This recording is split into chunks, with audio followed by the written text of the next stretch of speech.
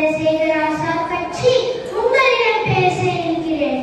இவர் ஒரு புரட்சியாளர், ஒரு அச்சமற்ற போராளி, ஒரு உறுதியான தேசபக்தர், ஒரு சிறந்த முன்னோடி மனிதர்.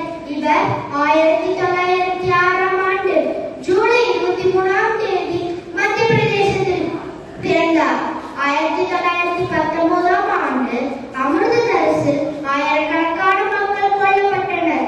ஜாலியன் வாலாபாக் படுகொலையால் இளம் சந்திரசேகர் ஆசாத் தாழ்ந்த மன உளைச்சலுக்கு ஆளானார். 1921ஆம் ஆண்டு மகாத்மா காந்தி ஒத்துழையாமை இயக்கத்தை தொடங்கிய போது அவரும் அதில் பங்கேற்றார். புரட்சிகர நடவடிக்கையில் ஈடுபட்டதற்காக 18 வயதில் முதல் தண்டனை பெற்றார்.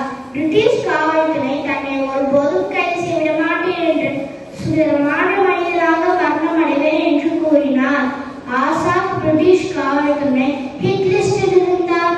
1931 பிப்ரவரி 27 அன்று அலகாபாத்தில் உள்ள தோழர்கள் இருவரையும் சந்தித்தார். ஒரு தகவல் அறிந்தவர் என உதவி 4 ஆயுதங்களை எய்தியார். பிரிட்டிஷ் போலீசார் பூங்காவை சுற்றி வளைத்தனர். சண்டை நடந்தது. அவரும் அதில் துணிந்து போராடினார்.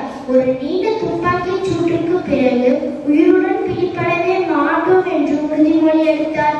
அதை உண்மையாக்கி தன் 24 வயதில் கடைசி தோட்டாவாய் தன்னைத்தானே சுட்டுக் கொண்டிருந்தார்.